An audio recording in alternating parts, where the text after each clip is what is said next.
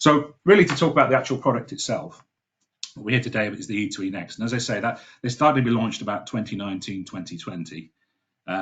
Proximity switches are a fairly common product. It's one of the most common sensors you'll find across all applications, but they're reasonably generic. There's lots of very similar sort of proximity switches on the market. And to a certain degree, they've become maybe even a commodity item. The beauty of the E2E Next is we've actually got a couple of features that have moved the technology on a bit. Essentially, what we've done with the E2E Next is that they've added some extra intelligence in terms of its functions and communications, and we've managed to double the sensing distance compared to the competition on the market. So, as I mentioned before, Omron created the proximity switch. We've been manufacturing for 60 years. We've sold over 200 million worldwide. So, virtually every factory in every industry uses proximity switches. The E2E Next is really what we call a smart sensor. And by that, I basically mean that, traditionally a proximity switch, for example, will just switch on and off. So you'd see the target, it would make or break the circuit. Most of the Omron sensors now have been retrofitted, and certainly all the new ones now have what we call IO-Link functionality, and I'll talk about that a little bit in a minute. But that's essentially bringing some intelligence to field sensors. So rather than just switching on and off, you can see all sorts of data from the sensor. And in the case of some of the other sensors, like optosensors, you can actually program them and actually send data two ways. With Omron, as I say, all of our sensors are IO-Link enabled. We make our own IO-Link chips. So that also gives us the advantage of being able to mount them in smaller housings than some of the competition on the market, for example. And going forward, at no extra cost, all Omron sensors, any new ones and most of the standard ones, will all have this IO-Link functionality. This makes it a lot easier for predictive maintenance and applications like that in terms of stock holding, because you haven't got to have an IO-Link model and a standard model, for example. So yeah, so the idea of essentially of using IO-Link and intelligent sensors is all part of this vertical integration concept, and it's just really being able to read and write data from the factory management system through to the middleware, right the way down to the field devices. And as I say, depending on the device, you can either read or write to it. In the case of a proximity switch, it tends to be a fixed range. So what you're doing is reading data. Is the position of the target, for example, if it's getting close, is it getting far away? You can change certain other settings, check temperature, check running time, and check if there's a fault on it, for example, if it's been wired incorrectly or shorted out. We use IO-Link. If you're not familiar with IO-Link, it's basically an open protocol that's used by a lot of manufacturers, virtually all the sensor companies. You'll see it on things like pneumatics, for example. It's essentially a point-to-point protocol. So you replace an input or an output slice in a PLC with an IO-Link master. It'll recognize it, and the beauty of the IO-Link really is that as soon as you connect one of our IO-Link enabled sensors to a controller, it'll recognize it's an IO-Link master and start to basically transmit and receive data. If you don't wire it into an IO-Link master, just a normal PLC input, for example, it'll just act like a PNP sensor and just switch on and off with a transistor. So there's no disadvantage to having that functionality. And again, the reason why we want to get that kind of information on all of our sensors is obviously to do with essentially when you're looking at predictive maintenance rather than preventative maintenance, and smart factories where essentially you can take all those data points into a system. And also it simplifies any sort of wiring and errors, any sort of maintenance procedures that have to be done as well, because you can get data from the sensor and actually see which sensor is faulty on the line, what the fault might be, etc. So really for us, the biggest sort of selling feature we have is the longest sensing range in the market. This is quite important because typically inductive sensors are relatively short range. Because of the field that comes out of them, you'll typically have a range maybe between 4 and maybe 20 mil on a lot of the standard sensors. So that the product that they're detecting is relatively close by. And to be fair, one of the most common causes of failure is actually physical impact. Because you may have 3 or 4 or 5 mil, if the product moves starts to track on a conveyor, quite often you used to go to site, you'd see a perfectly new sensor has been fitted, then you'd see a couple of weeks later a little scratch across the front, then it would get deeper and deeper, and that's just physical impact on it. If we can move that further away, we can reduce collisions, increase downtime, and essentially give you more longevity with the sensor. The other advantage you can also do with having a longer range is obviously you can maybe use a smaller sensor, because the size of the barrel correlates approximately to the sensing distance depending on the size of the coil in it. So you can often downsize the physical size of the sensor, make it easier to mount. And that also reduces things down in terms of spares and stock. So the first main thing with us is obviously double the range of even extended range sensors from other manufacturers. And here you can see, typically most of our competition will have a standard or a double range. We now have these quadruple range ones. So you can see on an M8, for example, it's 4mm. This is a shielded sensor. On an M12, we can now do 9mm. We do 4mm on the E2As, the previous model. M18's up to 14mm, all the way up to, if you're looking at the unshielded type in an M30, we can actually do a 50mm range in an M30 body, which is quite a long range in terms of sensing distance. We only had 30 on the previous one. And that 20mm can make a big difference in the longevity of the sensor. The reason why we've been able to do this and no one else has, basically, or you look at some of the competition, you'll find that the sensing range are more or less the same between manufacturers, is once you get past sort of the double range, what happens is the switching point, because of the sensitivity you have to be to pick up the changes, starts to vary with temperature. So essentially, you then end up, the key to any sensor is repeatability in terms of where it switches. And obviously, once you get past a certain distance, whether it's at, I don't know, -10 or 20 degrees, means it will switch at a different point. What we have is we have some what we call Prox3 hybrid circuitry and thermal distance control. But to put that really in a simple terms, there's a temperature sensor built into it. So it knows the ambient temperature it's sitting at, if it's at -5, -10, 20, whatever the temperature is, and it can adjust the curves and the calculations inside to make sure that it triggers at the same distance regardless of the ambient temperature. So that basically lets us double the range again compared to the competition. The intelligence and the temperature monitoring means we can stably detect at the same distance regardless. As I say, the extended range, one of the biggest advantages as well is obviously you can use one model with extended ranges. So that from a spares consolidation point of view, where you might have had a M18 and an M12, you can now just use a single M12 in there. And of course, with a single, double, triple, and quadruple range, we can cover between 2 and 9mm. So that greatly reduces things for end users and MRO sort of customers, where they might have a wide range of different sensors sitting in the stores. The other advantage, obviously, as well as the standoff distance, as I say, is using a smaller size. So that makes it much easier for you in limited situations where space might be an access. You can step down a size from an M12, for example, to an M8, as you can see there, because now our new M8s are the same distance. An M18, you can step down to an M12. And from an M30 at 15mm, you can pretty much use an M18. This gives us another little advantage, is that we can use a thing called an e-jig, which you'll see at the bottom of the screen there. And it's essentially a plastic quick release bracket. So you take out, for example, an M18 sensor, you put this M18 e-jig inside, and then you simply have to push the sensor in the back of it to lock it into place. This basically means that you've got two advantages. Firstly, if something's going to impact it, it's going to hit the cheap plastic e-jig. And secondly, if the sensor does need to be replaced, and obviously the production is down, it's far quicker, because you're just essentially unscrewing the back. There's no ring that sits on it. You pull the sensor out, push another one in, lock it into place. Traditionally with a proximity switch, there'd be two nuts that hold it on. So to move it in and out, because the switch point's a fixed distance, you have to then adjust it, keep turning them. It can take you 5-10 minutes sometimes to mount a sensor. And this, it can be done in 20-30 seconds, so you can get production back up and running. One of the other things you can do with this, which we couldn't with the previous ones, is especially if you have any automotive customers, is because of the extended sensing range and the sensitivity in it, it can pick up what we call CFRP, which is carbon fiber reinforced polymer. For weight saving in a lot of cars now, you'll see they're using a lot more aluminium, especially in high-end vehicles, and carbon fiber. Essentially, these sensors, especially the quadruple range one, can detect that as well. So that's a big sort of selling feature for us in the automotive industry.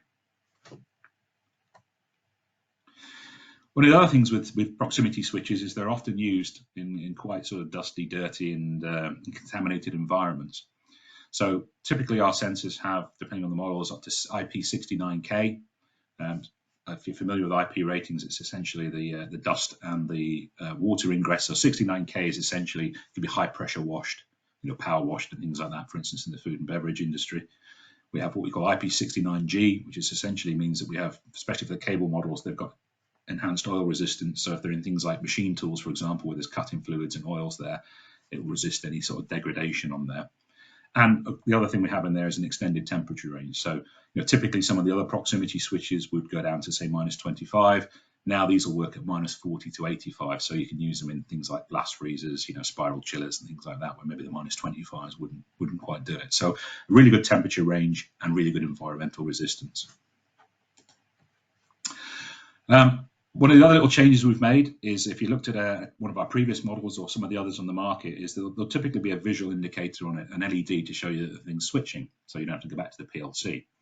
A lot of the time, you'll only find a small window in there where maybe a little LED will switch on and off, and that can make it a little bit difficult sometimes to have a quick glance and see which sensor's operating.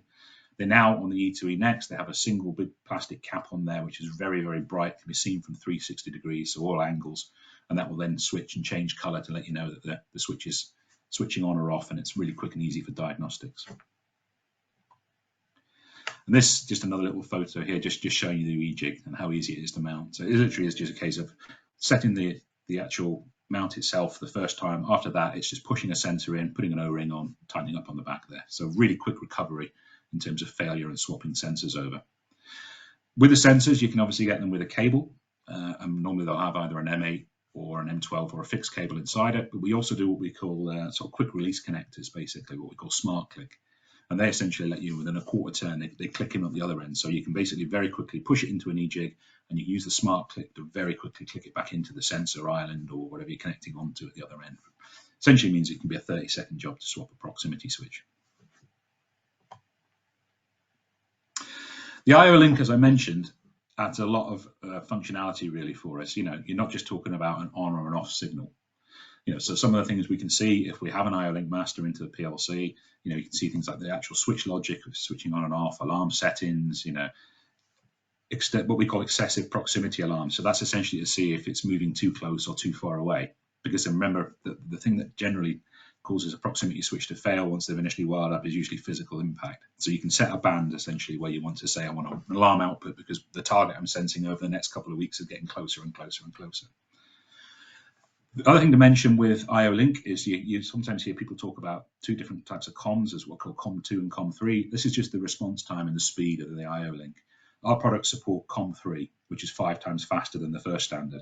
So we can respond really, really quickly over IO-Link. And if you have an old COM2 master from another manufacturer, the PLC or whatever, it will just slow itself down. A lot of companies there only have COM2 on their IO-Link, which means they only work at the slower rate.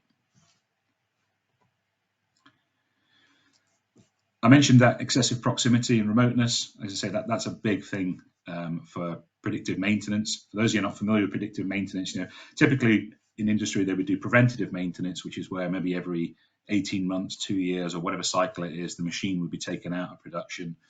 Then the maintenance engineer would go through a checklist. You know, they might strip down and PM the motors, they might check the sensors, they might change all the various things inside.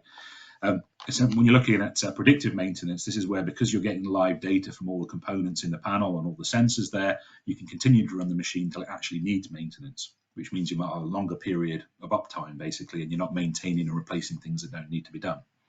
So by being able to see whether the product is moving closer or far away from a collision, or if it's starting to drift away, and again, because of wear and tear on a belt or whatever it might be, you get non-detection, you can actually stop and make the adjustments before it stops production. I mentioned IO-Link. Obviously, we've been talking quite a bit about this.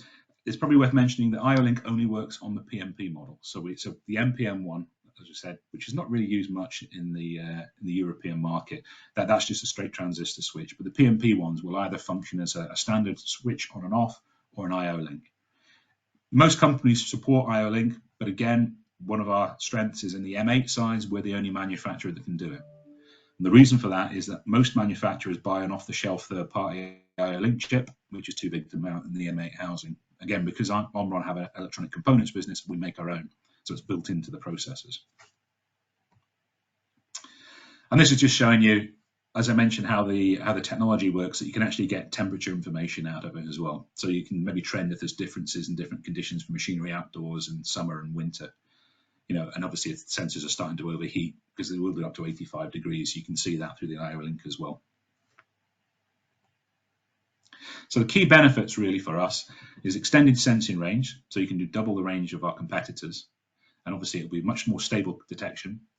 We can pick up things like carbon fiber in terms of that reinforced polymer material.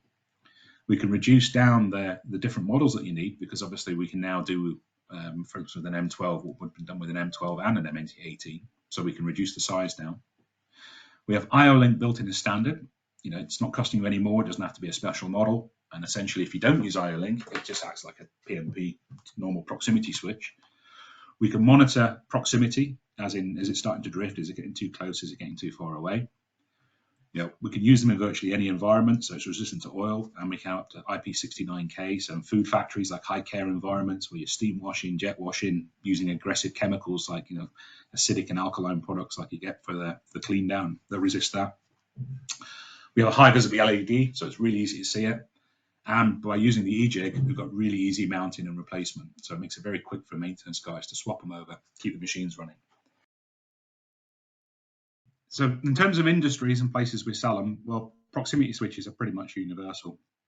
But some of the bigger manufacturers that tend to use proximity switches are obviously automotive. Excuse me. Big thing for automotive, they're used in weld shops or all sorts of tier 1s and tier 2s, is the extended sensing range, obviously. The fact that you can reduce down the spares, as we mentioned before, for sort of MRO and stores consolidation. The fact that we've got the best response and sort of performance in the market for that carbon fibre for CFRP, you'll see that being used more and more in places like Jaguar Land Rover, for example, and Range Rover. And you'll find car plants, obviously, when you're talking about a process that sometimes can cost you £6,000 or £7,000 a minute if you stop a production line, predictive maintenance is obviously really high on there. So having that IO link and those functions where you can see if the sensor's nearing the end of its operational life or if it's starting to move out of spec in terms of detecting, you can prevent or predict that maintenance rather than having a sudden catastrophic stop of production. And again, the sensing distance, robust housing, oil resistance is obviously a big thing there as well, and the eJig. Excuse me. Another place you'll see a lot of them is machine tools. So again, the extended sensing range, limited space within a machine tool. It's pretty much the same sort of features that the automotive. IO links being important. The robust housing and the oil resistance is really important for them. Imagine they're cutting, you've got cutting fluid, you've got oil, all sorts of things on there as well. They can resist that. Excuse me. Food and commodities. Really, again, extended sensing, MRO for spares and consolidation. With these guys, it's the temperature range and the robust housing that's really the biggest thing.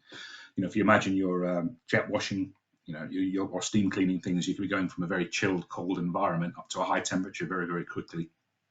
They can operate at a high temperature in sort of washing and steaming applications.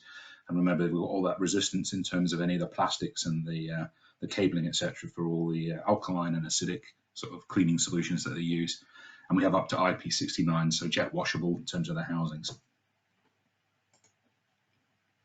And general machinery, any sort of special purpose machine builders, they'll use them for locating a part. It could be something rotating. It can be counting, for example, rotation on a motor, for example, when we saw that one right at the beginning with the cogs, etc. Anywhere where you want to detect. The same sort of thing applies. IO link is becoming more and more important again for predictive maintenance on these machines. You'll generally find these in virtually every environment and every sort of manufacturer, but certainly food, automotive, special purpose machinery are the volume users. And lastly, really, in the logistics market, a lot of sensing there tends to be optical. But the big thing for us is the eJig accessory, because obviously, when you've got a logistics line, if it goes down, you want quick replacement, and the extended sensing distance. The fact with an M30, we can do up to 50 mil sensing distance, again, means that for applications on conveying and positioning, it gives you a bit of extra play and a bit of extra movement. The last one they mentioned here is mobile vehicles. Again, the extended range and the temperature range for challenging conditions. If you think about it, one of the big customers you'll often find with proximity switches are things like bin lorries. If you look now with recycling, typically a bin lorry will have possibly 3, even 4 different sections in it and could have 20, 30 proximity switches on it. The only thing I would just caution with mobile vehicles is that although we sell a lot of proximity switches into them, if it's part of the vehicle itself, it has to be what's called E-rated. And unfortunately, on the E2E Next, they're not E-rated. So, they can be used for lifts and things you can see on the back there. But maybe come to us or your local AMD if you have an automotive application, and we'll have a look at it. Excuse me. In terms of the portfolio, it's fairly simple. You have what we call 2-wire and 3 4-wire models. Typically, what we sell is going to be 4-wire or 3-wire, and usually PMP is the standard with us, but you can have an NPN module. PMP ones have IO link.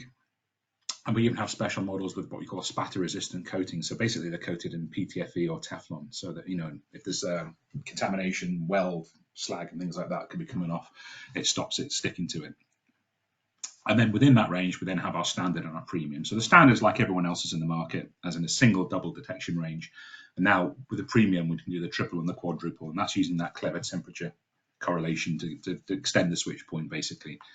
The big thing is really that you can have up to quad range for the same price as a lot of manufacturers are selling a standard, and you've got PMP stroke IO-Link built in. So that's quite a big sort of differentiator for us. So really, in terms of part numbers, we do shielded and non-shielded. We're not going into the individual ones, but basically you can have them in single, standard range, double, triple, and up to quadruple. And then on the right, you can see we'll have the spatter resistance ones as well. On the Omron website, there's some really good configuration tools. So, you don't have to go through a massive list. You can, if you need a certain sensing distance, PMP, cable, you can tick the boxes on the right, and essentially it will clarify it right down to the part number that you need. And I'll share that as well after this. And this is essentially just explaining how we break it down in terms of the different types. So you can get a long and a short body one for certain applications where you might be mounting into a jig or a fixture, for example. And then it goes right the way down to the cable connection. So you can have a fixed cable, typically 2 meter or 5 meter, or you can get 10 on some, and then you'll have your M8s or M12 connectors, basically. And that's a very quick overview in terms of the product.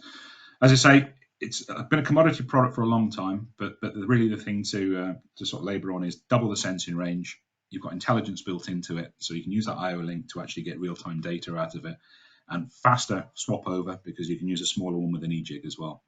So the fact is, commercially it's the same price as a lot of the competitions, but you've got quite a few extra features there that you can offer.